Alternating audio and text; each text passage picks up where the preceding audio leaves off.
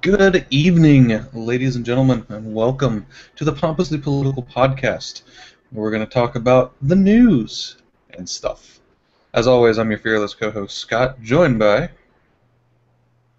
Fearless co-host Jimmy. Yes, that's right, ladies and gentlemen. We're both fearless today. We are the men without fear, Scott. Uh, Uh, ho- the only however, thing we that's have to fear is fear itself. But then again, if you're fearing fear, then you're still fearing something. If you're True. without fear, I You never got trying to that go all concept. philosophical right now? Unsuccessfully, apparently. Uh, Because, there's a lot of things that you could fear. We're going to talk about some of them this week. Rick Perry fears presidential races, ran away from it. You could fear being shot on a college campus. You could fear being in a sex scandal while you're in Congress in Minnesota. Um, you could fear for your life if you were a cop in today's society. You could fear for your ability to freely discriminate and act in a prejudiced manner against lesser humans if you were religious. So, ah, yeah. anyways, there's a lot of things you could do. Where we're going to start this week is at Rick Perry dropping out. Okay. I want to stop there because I called it last week. I said we're at the point where people are going to start dropping out, and then, bam, Rick Perry's gone. He's the first. He's the first to come to his senses and realize that this is not a good idea. You can only pull at 0% nationally for so long before you get the point. Right, right. And the thing about it is, uh, he had those ridiculous glasses. Have you noticed that this time around? Like this time I'm smarter. It's Well, because I'm wearing he was trying to glasses. be a hipster. He's trying to get that vote pulled in because that's the big movement, or at least it was last year. Right, yeah. It it's not going to work. It's not going to work for the GOP to get him in, to get that youth vote. You can wear hipster glasses all day. You could put hipster glasses on a fucking elephant, and it's still not going to be enough in order to get the GOP, the hipsters to vote for the GOP. Right. And in addition to that, wasn't it Lindsey Graham that was also consistently polling at 0%? That is correct. Because now Rick Perry and Lindsey Graham have merged into one entity, and they're polling at 0.2%. It's ridiculous. Uh, if you're, I mean, granted, it's still early in the game, and you can have yourself a little bit of hope in there, but at the same time, if you're polling less than 1% with this many people in the race, with this many options, you're good as done. You might as well drop out, and I think Lindsey Graham should be the next one to drop out if he's Either got that or any sense. Bobby Jindal. They're both about the same on the worthless factor. Yeah, they're not exactly. I don't think that they're viable candidates to begin with. No. You And in keeping in trends that we discussed last week, Trump continuing to gain momentum, albeit at a slower pace. He's at 29.8% right now, whereas Ben Carson, who is catching up to him quickly and sadly, is at 17.8%. There was actually a discussion this week on Huffington about why both Trump and Carson should drop out of the race, that neither one are qualified to be running. It was really interesting. Well, yeah, they don't exactly.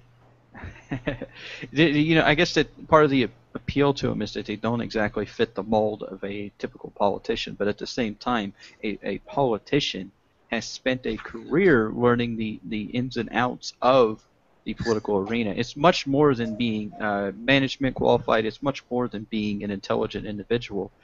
There's bureaucracy and there's rules within that bureaucracy that you have to abide by, such as decorum in Congress, parliamentary procedure, that sort of thing. There's a process to it, and so if you're a person that has none of that experience, and then you're expecting to just waltz into the presidency, you're severely mistaken. Now, there was another article that I posted this week that I asked for your opinion on, but I never saw if you responded or not. The Right. I book haven't been able to said, read it yet. well, the gist of it was that historically, presidents who have a business background turn out to be very, very poor presidents. Now, the data is limited to like 1902 and beyond, so really only half the presidents that we've had. But it covers uh, Bush, covered him. It covered there was a handful of other ones. Um, but yeah, they have very low approval ratings, very low success in actually getting anything done. Um, and some of the points that they made were, it comes down to what you said. It comes down to the ability to talk like a politician, with eloquence, and I think that's obviously an area where Trump is lacking in being able to speak intelligently.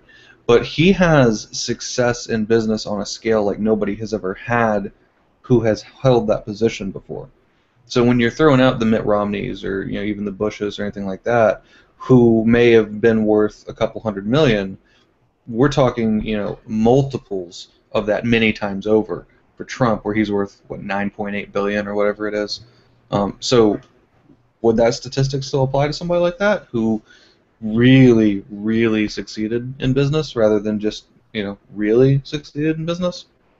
Well, like I said, Scott, in context to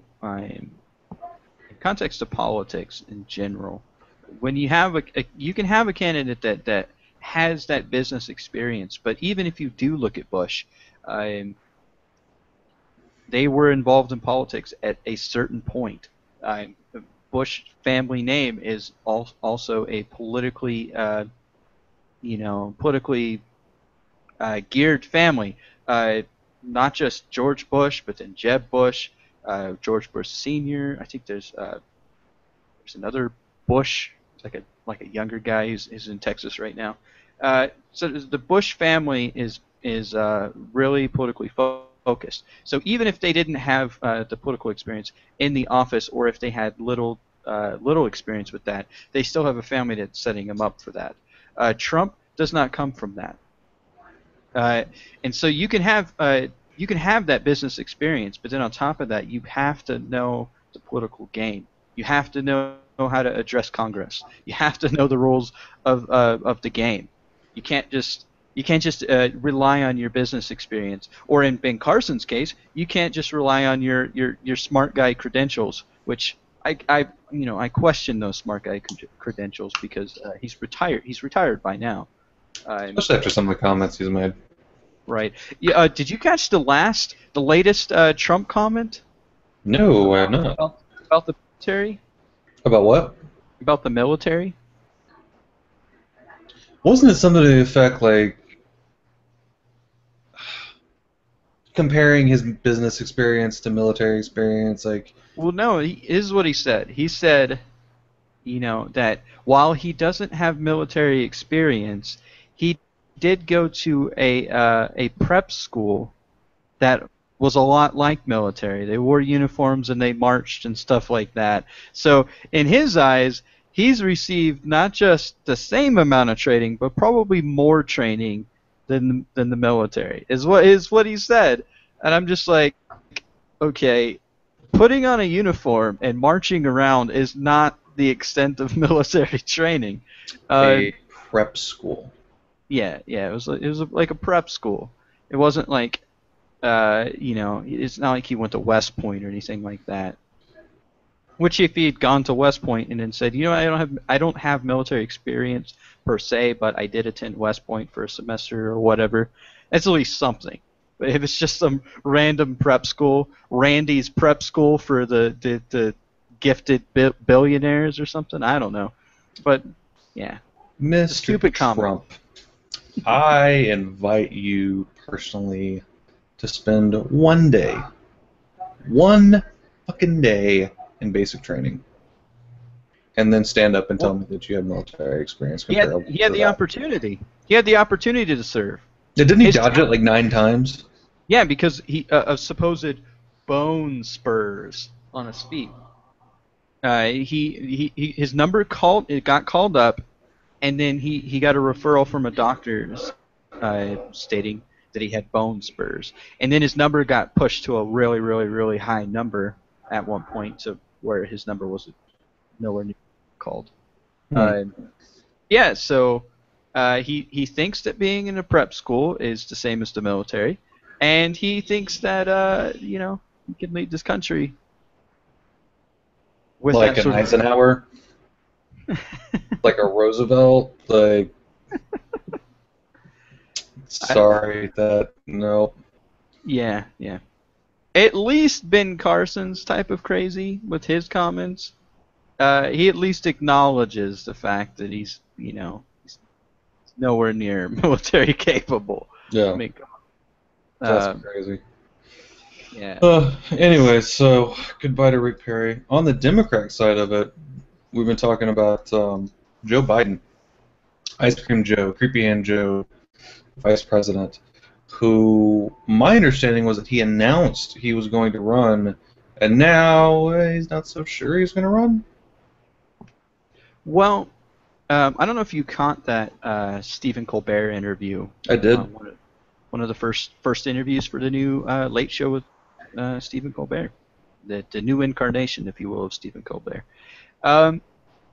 It was one of those things where I kind of looked at it as, I don't know if he is going to run based off of that. It was one of those things like that. There was a lot of talk about his recently passed away. His son recently passed away, and you could see that in him. He did say he did mention about keeping promises he made to his son. But then he even was like, I don't know if I have all the, I don't know if I'm fully ready to become president or something like that. It was along those lines. I can't remember the exact words. So there's a lot of self-doubt there, in particular with Joe. I think if anything, if he did run with the sort of genuineness that he displayed on the Colbert Report, I think that he could stand a relative good chance. He could poll very highly. He could be he could take Hillary's place, because Hillary is crashing and burning bad. So that's something that's very interesting. But before we go further, are you using the wrong lower third picture? Am I using the wrong one? Oh shit! I thought maybe my computer was glitching, but I pulled it up on the other computer, and nope, definitely using the wrong one.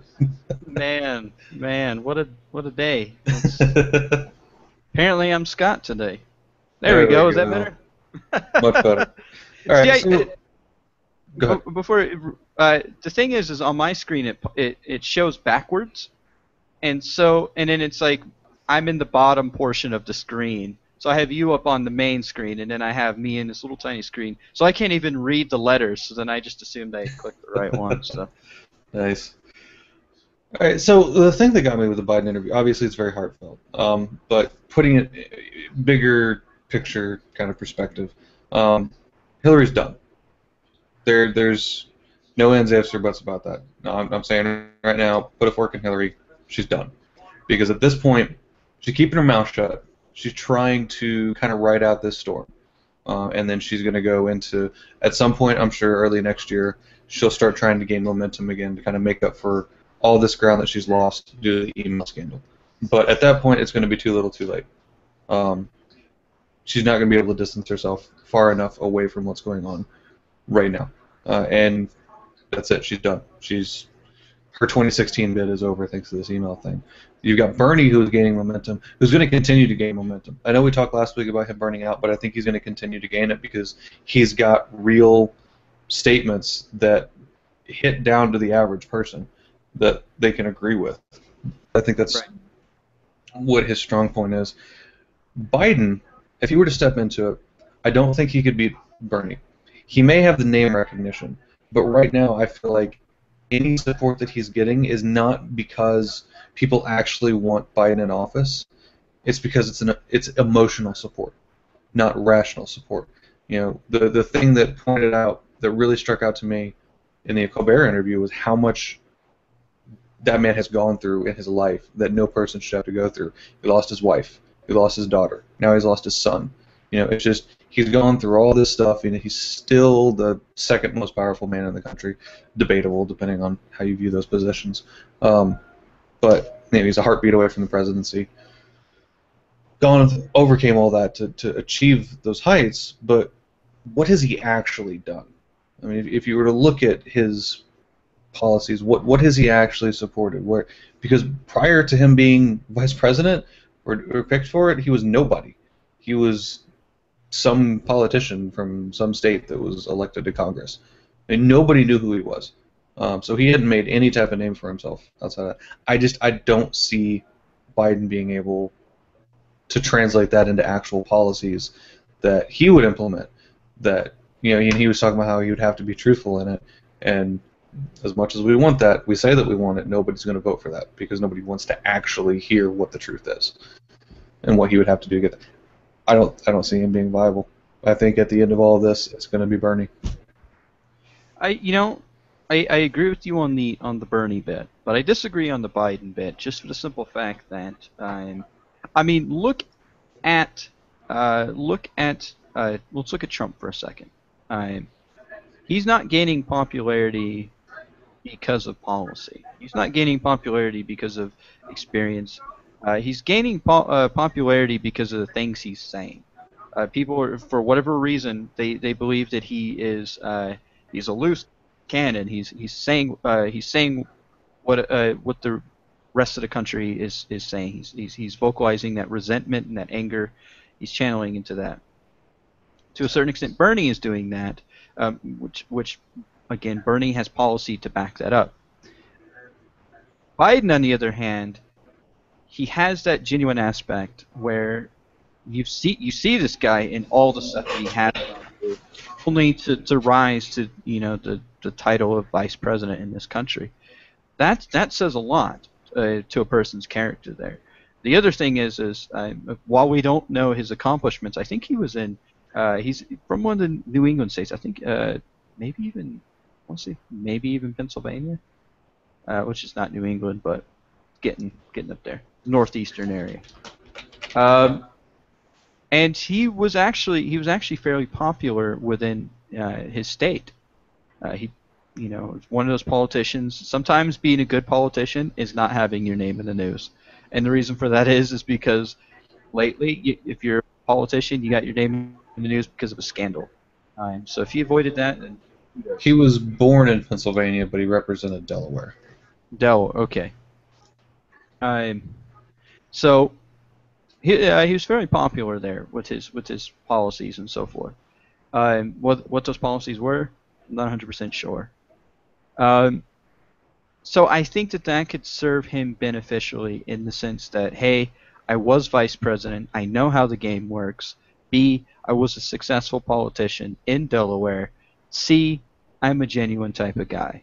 You can count on me that if you want that transparency, you're going to get it from me type attitude.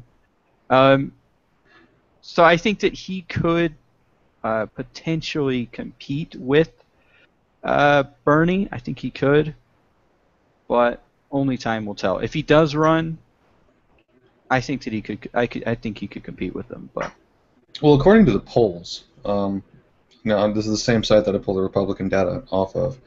In the last probably 20 days, he's gone from about 14 points to 19.2. He peaked at 20, whereas in the same time, Bernie peaked at 27.7 and has dropped to 23.3. So there's kind of they're getting closer to each other, but there's this like inverse thing every time.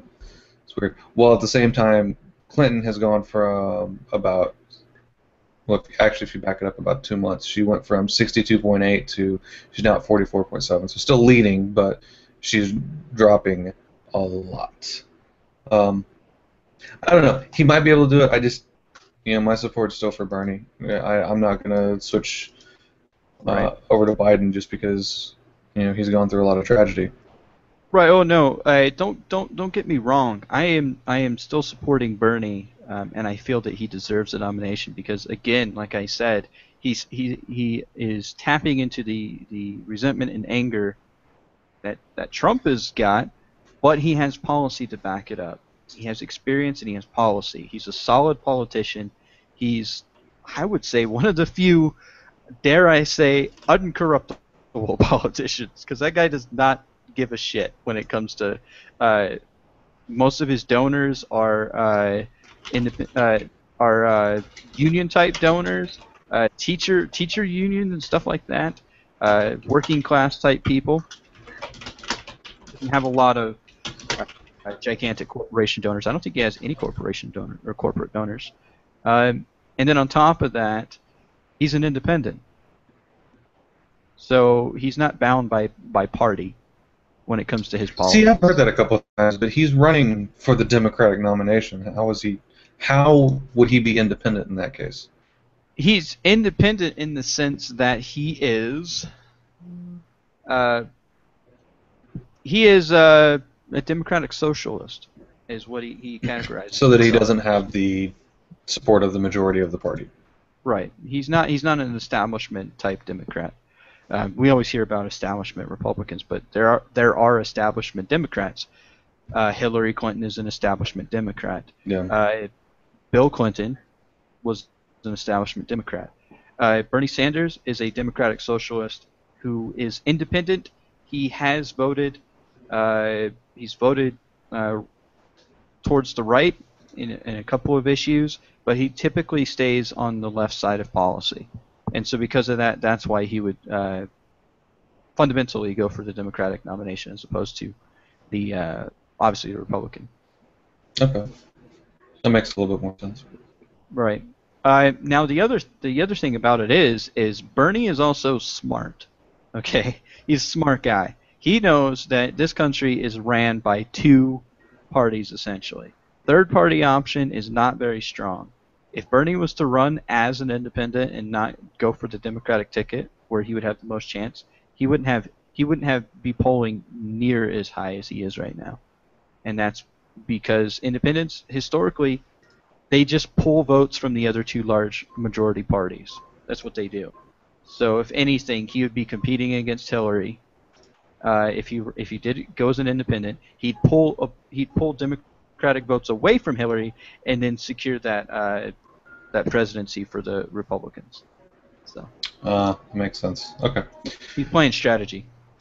That does make a lot of sense. All right. Well, that's enough for politics in this episode. I'll let you take you have the choice. There's some fancy phrase I'm trying to think of that I'm too tired to come up with, so you pick whatever you want. Well, Scott, I kind of wanted to touch on this just a little bit, because we've been going back and forth with people in reference to the Kim Davis issue and all that sort of stuff. Last year, Jesus, I can't even talk, man. You're tired and I'm the one that can't talk. I can't even put my name on the screen. Last episode, ladies and gentlemen, was a particularly heavy episode, and so because of that, we didn't really get into this side of the Kim Davis sort of topic. But in light of the Kim Davis issue about separation of church and state versus religious freedom or religious liberty and so forth, there has now been a case where a school district has come under fire because of a social studies curriculum that requires its students to read the tenets of Islam. These are, when you say tenets of Islam, we're talking about the 5 pillars of Islam, correct? Right. The 5 pillars of Islam. We're not getting into these kids are not delving into the deeper aspects of the Quran. They're not asked to recite any prayers. They're just asked to look at the 5 pillars, like you said, of Islam. Now, some people, I won't mention names, some people have claimed that there is no outrage from freedom from religion in this aspect of, oh, well, here's the double standard here. They want to chastise Christians for baptizing people in during football practice, but then they won't chastise the Muslims for being put into our schools. Well, here's the difference. Okay, Let me ask a question real quick because I want to. Okay. If anybody's watching, I want to get this clear. When you said this is a social studies curriculum that the five Right. tenets of Islam was in, was this given as an education on the history of Islam, or was this meant as some type of religious practice in observance of Islam? That's a good question because that's actually what I was getting to. The thing about it is, it was a social studies class, Scott, and not only it was for the historical and cultural aspects of Islam. There's to answer your question, but also the other thing that was being missed is that they also were covering Christianity as well. They were covering Christianity. Typically, in a social studies class, you cover Christianity, you cover Islam, you cover Judaism, and Hinduism. Okay, so they're covering these different religions. And Buddhism. Buddhism, they cover Buddhism. So it's not like it's an exclusive sort of thing to be to learning the tenets of Islam. So that's why you don't see any outrage from freedom from religion, because it is not the practicing or the indoctrination of a particular religion, Scott. It is just them learning about these religions as a whole, and it's done in a non-biased academic type of way. So, And what's sad to me about this is that most of the stuff I've seen on my Facebook wall, which I go back to as my source of information in all these episodes, which I know is probably not good, but the people who are posting in support of the outrage over this, because one of the pictures I saw was a child had to write down "There is no God but God," which is the first tenet of Islam. right. These people are military people who you and I were deployed with, who went overseas, who received these cultural education and awareness classes to explain, what it is that these people believe, because we're all ignorant of it. Nobody knows what Islam is over here. So we have had to go through that same type of awareness training, but yet it's the military people, at least on my Facebook wall, that are all up in arms because now the children have to also expand their borders outside of, standard Christianity. And this is nothing new. When I was in a social studies class, I don't know if it was the same for you, but my assumption is that yes, it was. No, it was not. Really? Really? Wow. None of my social studies classes actually covered any aspect of religion. It focused on the movements of peoples, and it was more of a history class than social studies. Right. It wasn't until I got to humanities that in college a couple months ago that I actually started learning about all the other religions. Because really, when you break this down, and I guess to steal your limelight on this, the reason there's no outrage for the freedom from religion is because this is teaching. It's not indoctrination. But what we really need to keep in mind is that Christianity is not everything. Christianity accounts for the Western world.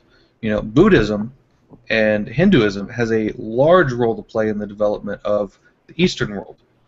Islam has a monumental role to play in the development of the Middle Eastern world.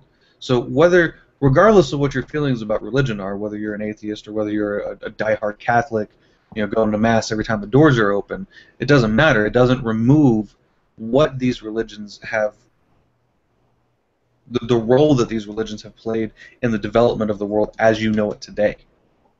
Right. The power structures and even the political structures, to a large extent, are developed around the tenets of these religions. As sad as that is to say in America, but you can't ignore the role that they've had, whether you agree with it or not. You can't ignore all the roles. And I'm sure it comes as no surprise, I completely support this being in the curriculum, because one of the problems we've had with America is to think that we're all that matters. We don't even bother learning about anybody else because it's America. We're the best. Well, we're not the best. We need to dig our heads out of our own asses and start learning about other cultures and other people, because there's a great big world out there, and the vast majority of it is not America. Well, yeah, because you and I are looking at it from a cultural standpoint. They're not learning. Again, they're not learning the tenets or the pillars of Islam, or even the Ten Commandments of the Bible. They're not learning those in the context of the religion itself. There is no indoctrination. In fact, they're not reading the Bible. They're not reading the Quran. They're not reading, the well, the Torah is essentially the Old Testament, but you have other writings in there as well. They're not reading the writings of Judaism. They are simply giving a brief overview of this is the cultures of the world. That's what a social studies class is. Like I said, I mean, yours obviously was different, but when I went to social studies all those years ago, Scott, mine had the same sort of class.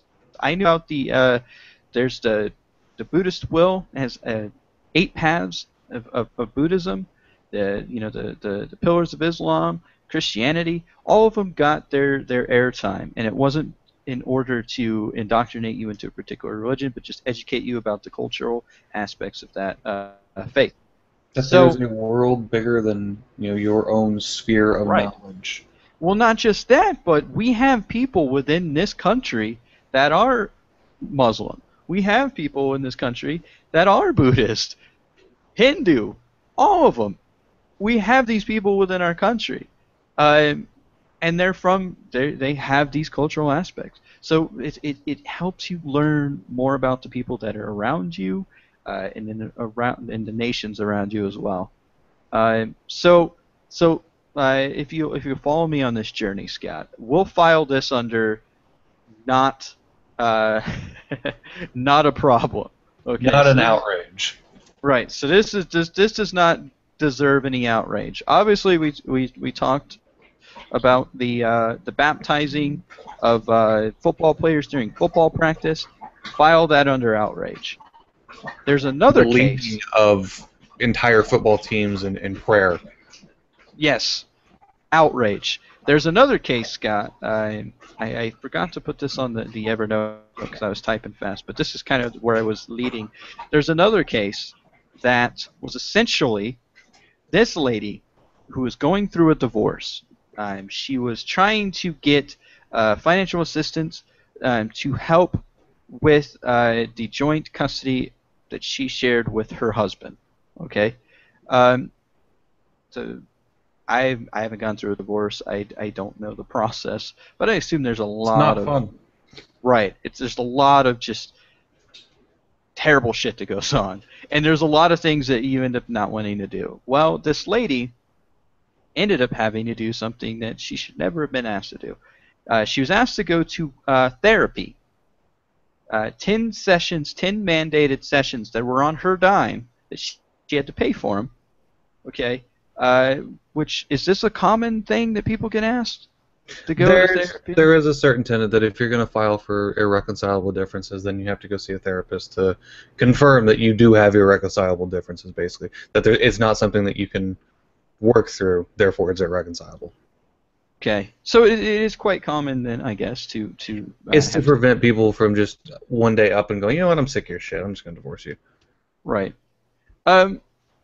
Well, in her case, she was given this therapy in order to show her how to be a parent without as a single parent. Show her how to be a parent as a single parent and not, freak out, I guess. Which seems reasonable.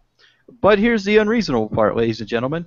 The therapist that she was sent to, that she was mandated to go to, was a Christian therapist who was the whole time was proselytizing her faith. She had to do prayers. She was giving religious tract info, those little pamphlets. She was given homework. Oh, there's a lot more outrage here, Scott. She was given homework of where she had to read the Bible and find out what God is to her.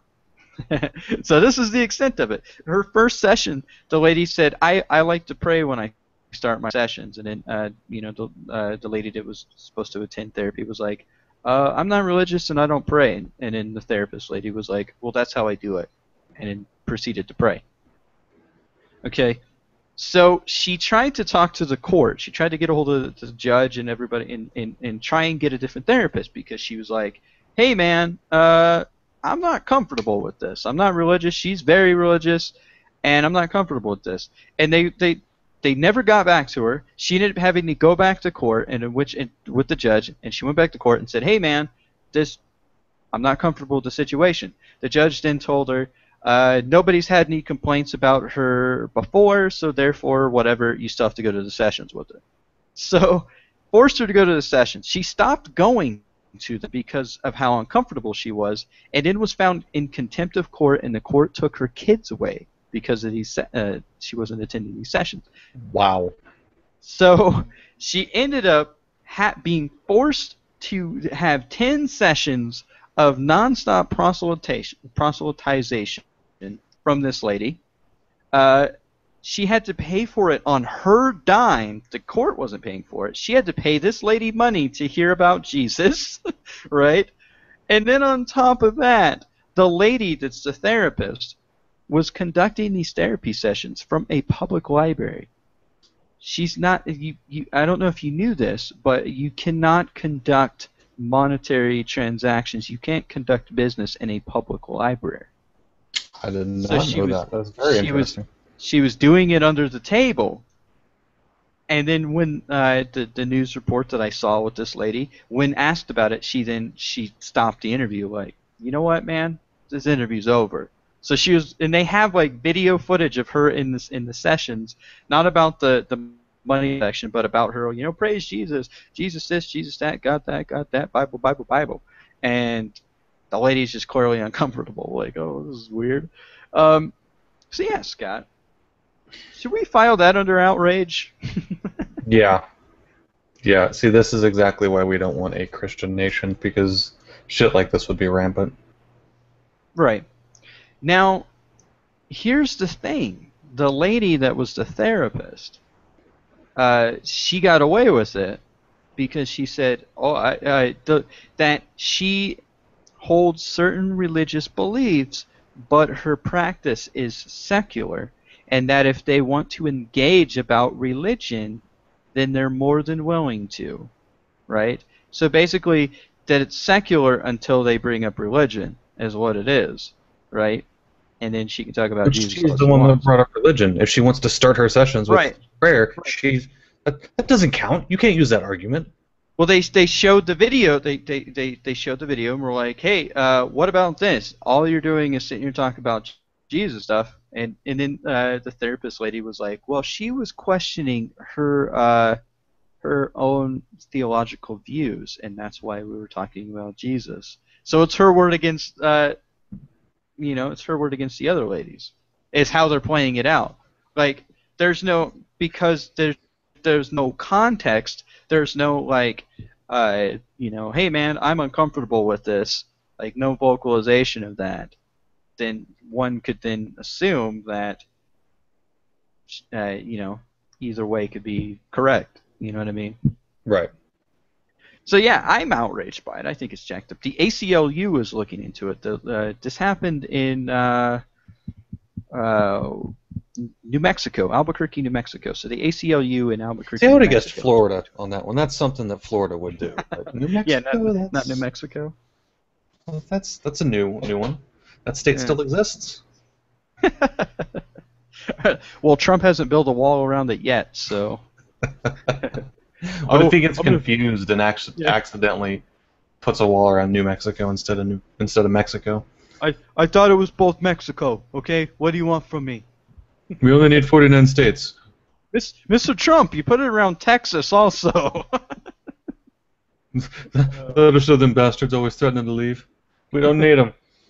You don't realize is Texas has a lot of Mexicans, so you're welcome. Oh, goodness gracious. Oh, that's craziness. Anyways, I do want to hit kind of a serious issue. Moving on, because this one might take a little bit, and we only have about 20 minutes left. So, cool. There has been, in the recent months, sadly it was started by Fox News, this term, war on cops, war on police. Are you familiar with this? Yes, I am familiar with this. So where this We comes have some from, conflicting views. So. we're probably going to. Where this comes from is that basically, in light of the Black Lives Matter movement, there have been a couple killings of officers as a direct result of that movement, and kind of retaliation or instigation, however you want to call it. Now, a lot of the opponents that say that there is no war on cops, they like to cite some bogus statistics, basically, that, oh, well, cop deaths are at an all-time low. Well, they've got a lot of new equipment. There's a lot of technology coming back from war zones to save people's lives. Yeah, they have access to that. I could see them being at all-time lows, especially with different engagement methods that are being used by police. So, sure, maybe cop deaths are at an all-time low. Does that mean that there's not a war on cops? No. I don't know how valid Fox's statistics were that there has been a slight increase in recent months, or up to, I would say, about a year of actual violence directed specifically at cops. But what this comes down to, and why they're saying this war on cops, and why it's being tied to the Black Lives Matter movement, is that there was a meeting of Black Lives Matter supporters, I guess. I don't remember the location of it, but the video is on YouTube. You can watch the meeting and what was said in the meeting. And it was very explicitly that we, as members of this Black Lives Matter movement, need to go and attack and kill white people, white cops specifically, to, I think the quote was, let them feel some of the pain that we have felt. There were no, there was no wordplay here.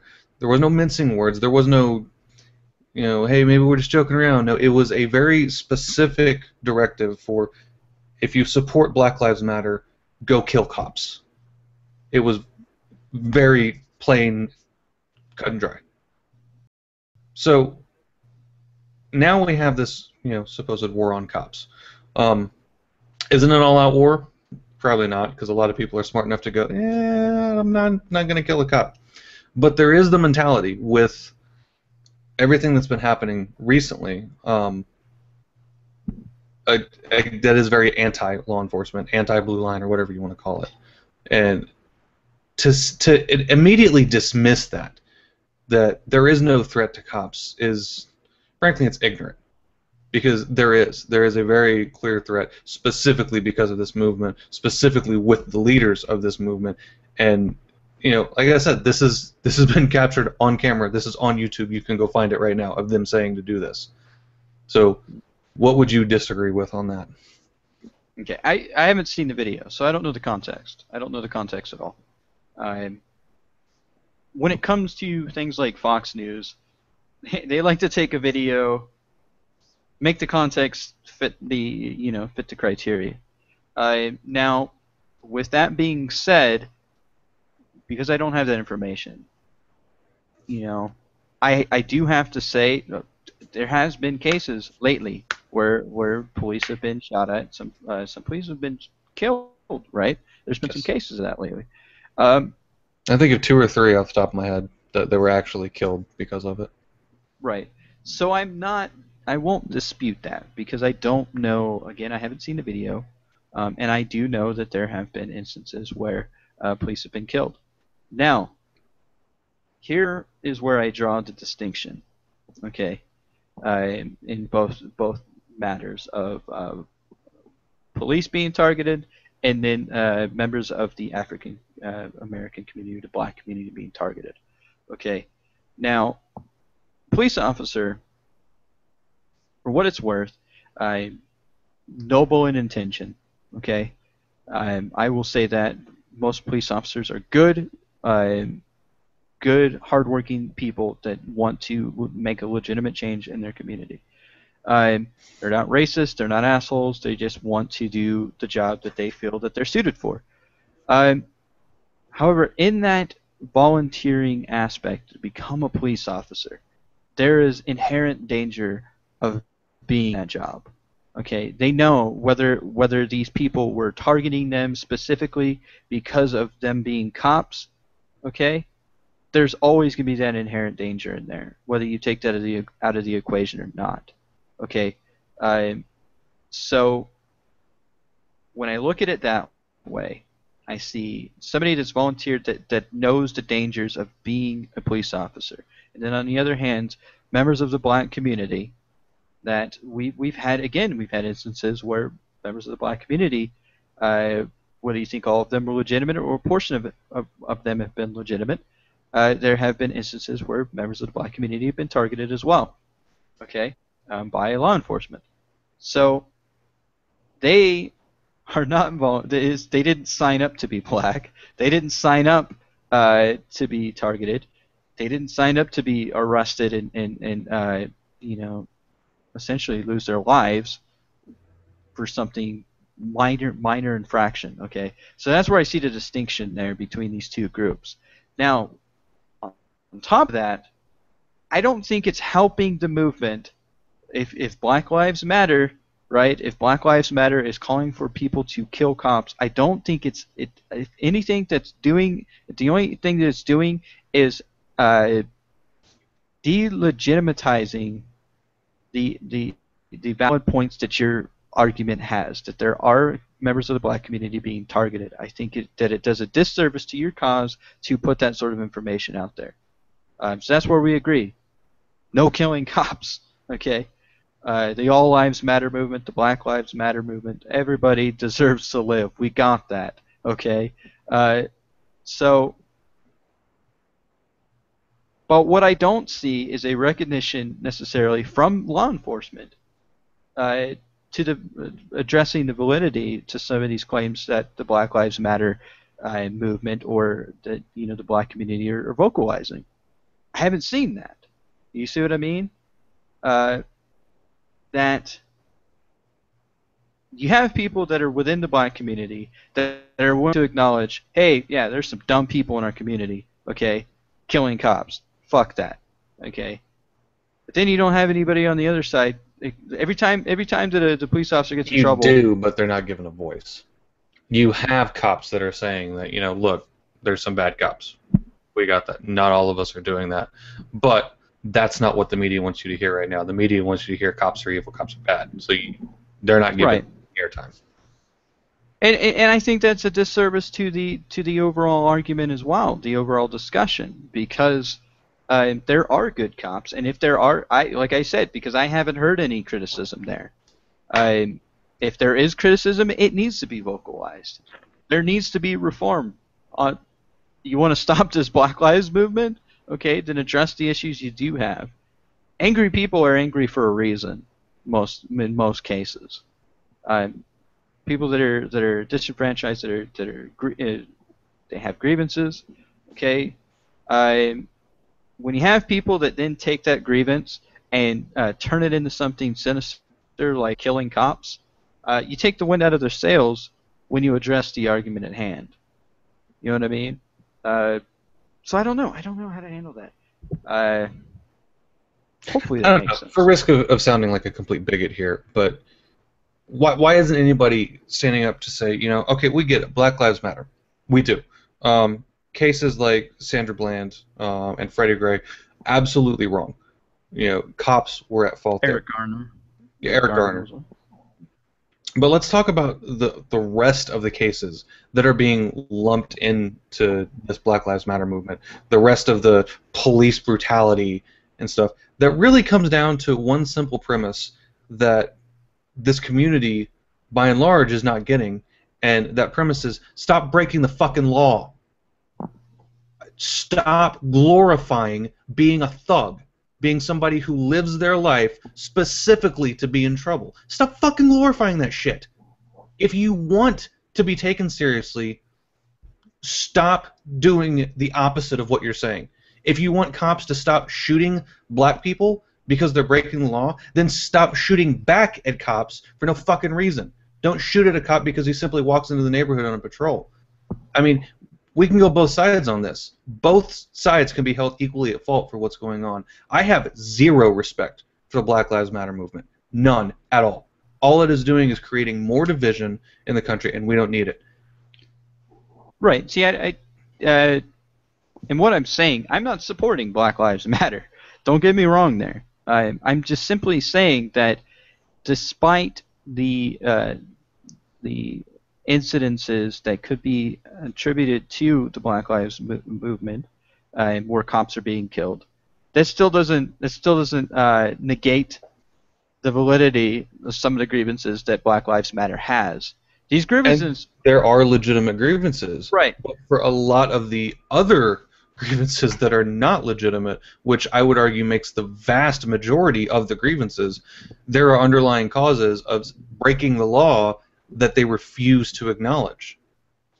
Right. Well, of course, it's if you look at it, of course, there's going to be people that are going to exploit the issues that are the grievances that are taking place. You know what I mean? Because it's a scapegoat.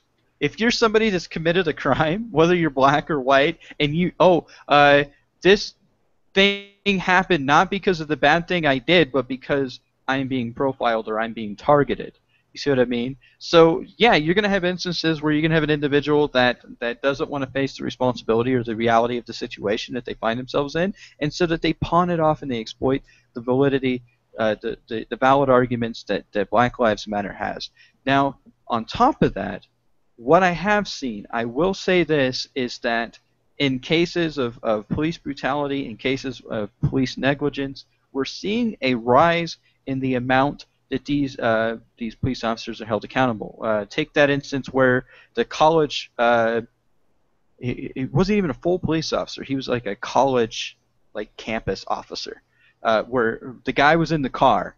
I'm sure you saw the video, and he was trying to get his license and stuff, and then tried to drive away, and the cop, the police officer, fired the gun, shot him point blank in the face. That guy was held accountable for that. There's a case just recently where another cop had killed somebody, was negligent. The cops that were involved in the one about the rough ride where the person was thrown around, Freddie Gray, they're being held accountable. So you have these people being held accountable. So you do see that. You do see that, but it doesn't just because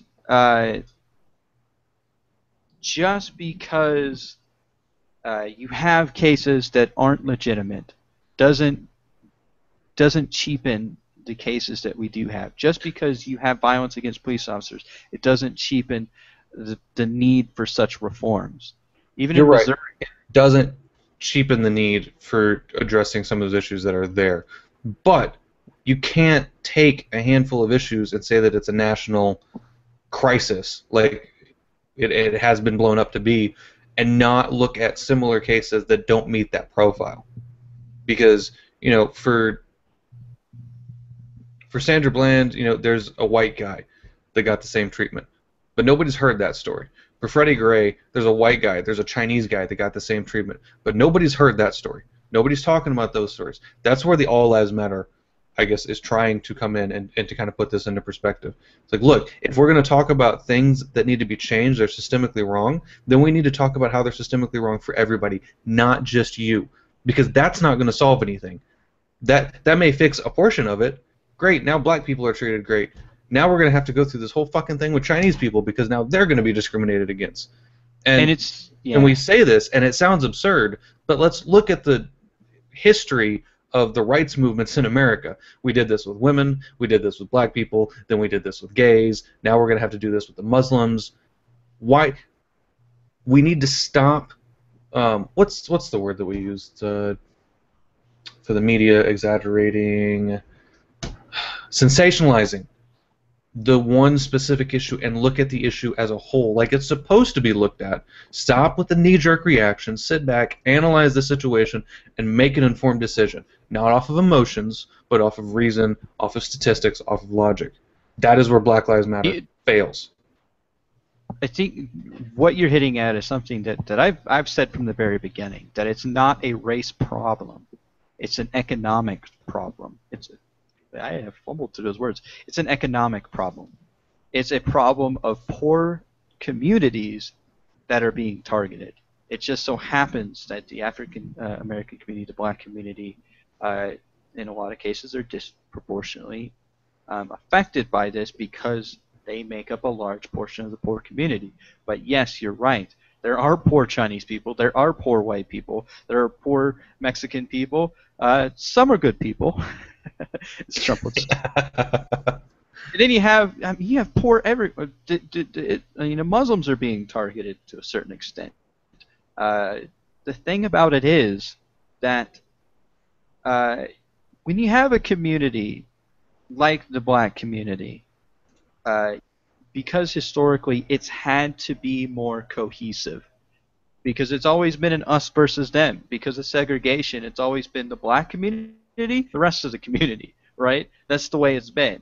You had black schools, black water fountains, black seats on the bus. So they've had to become that cohesive voice for themselves. So what you see here is, while it's an economic and while it's an issue of social economic status, the reason why it seems like it's a race issue, which again I condemn the media for putting it in this context, is that the black voice is a lot louder because they are more cohesive in that sort of endeavor. You don't even call it the Chinese community. You know what I mean? It's the Asian American community. It's Chinese, Japanese, Yeah. Korean, all of them into one. Yeah, you don't see those individual communities. You don't, we have Which technically is the same for the African American community, because we're talking about the Ethiopia and well, no. all those others rolled into one. What I'm saying is I know I'm being facetious, but yeah. You don't even. The thing about it is, it's like if you have you come into a room, right, and there, an Asian person in there, and then another Asian person walks in the room. Chances are, maybe they might acknowledge that they're there, but they may, say, "Hey, another Asian guy. That's cool."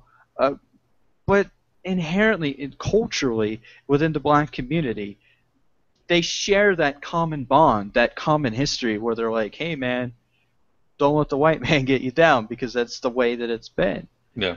So they have that cohesiveness. These other communities don't have that. They don't have that voice. So that's why you don't have Chinese lives matter or Asian lives matter or Yet. Yeah. If we keep solving problems the way we've been solving them. Right. Yeah. We need to treat it as a problem of income inequality that's disproportionately affecting these communities in such a way that you have higher crime, you have people that are being targeted by police because they are in higher crime areas, whether they broke the law or not. That's what you're seeing. You're seeing people, okay, well, he fits all the typical profile. He's poor, he's black, and he's in an area of high crime. He must be committing a crime. Get him. Did you see that video, by the way? This came to mind. That video of the, I think he's like a soccer star. He was a soccer star. In New York, yeah, the Yeah. guy that was arrested outside the hotel. Even that cop got fired. That cop's gone, right? But you have when you're in a job like law enforcement, I never got that argument of profiling, because in a job like law enforcement, you have to profile to a certain extent. It just happens inherently with the job. Like I said, poor person.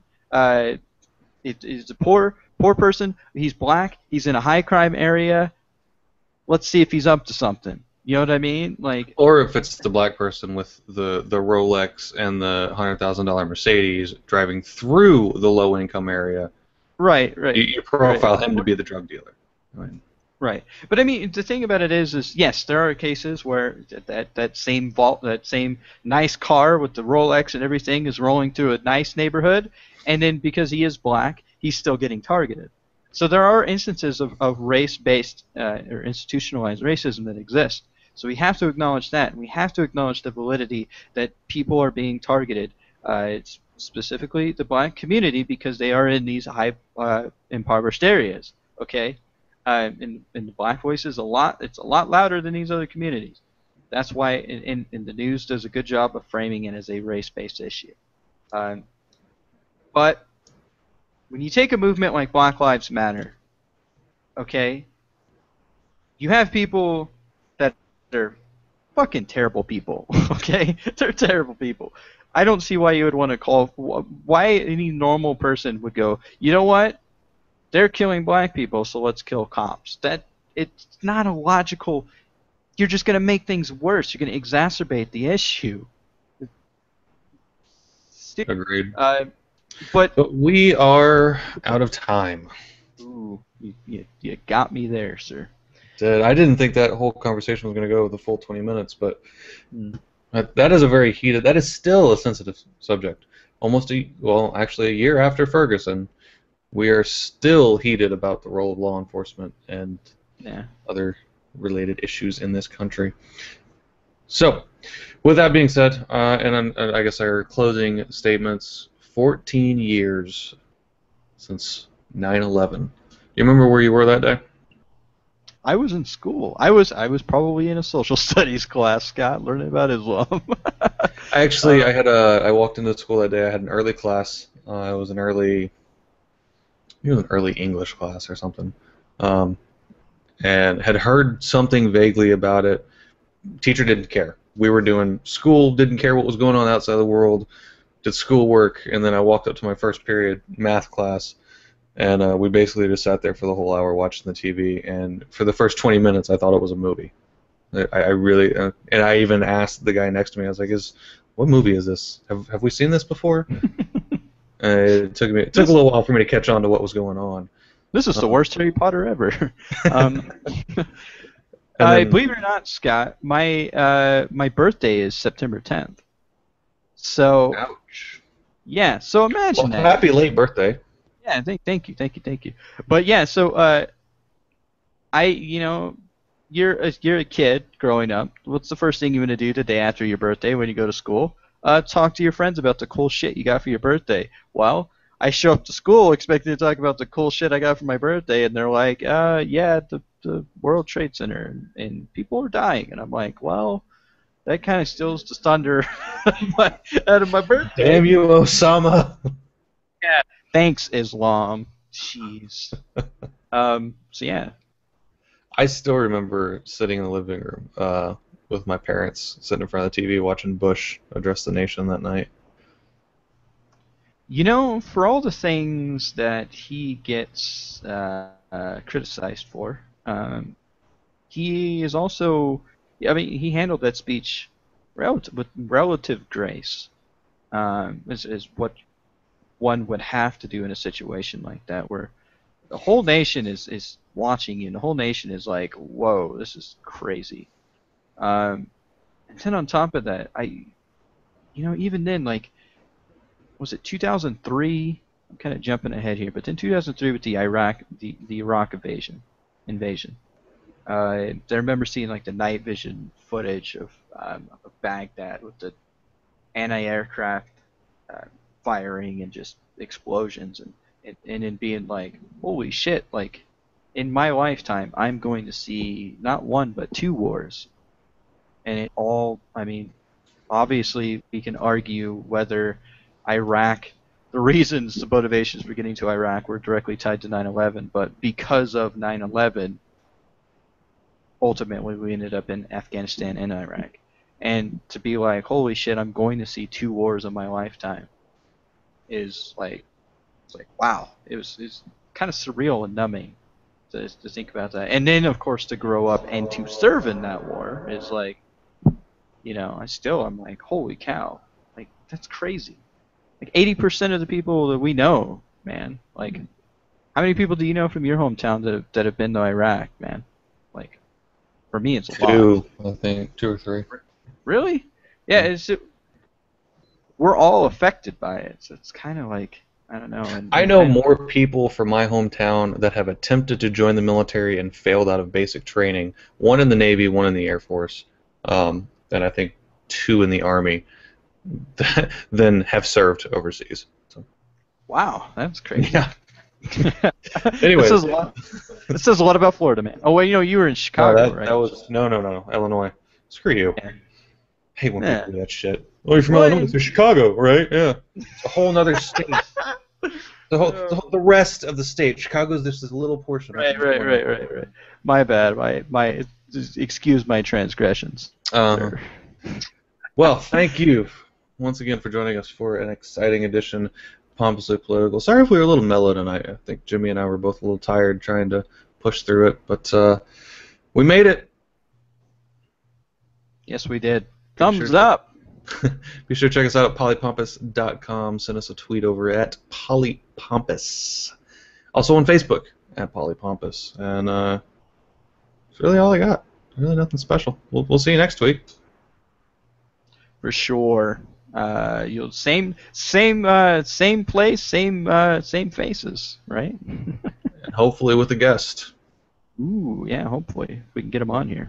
Let's see if they come through. All right, guys. Take care. Keep thinking. Jimmy, that's you. Oh, we'll see you later. I was just gonna wave. We're in visual format, Scott. We'll see you later, ladies and gentlemen. You have your own. You're supposed to say it. Say it. Have a week. Is that what I'm? Okay. Yes. Good job.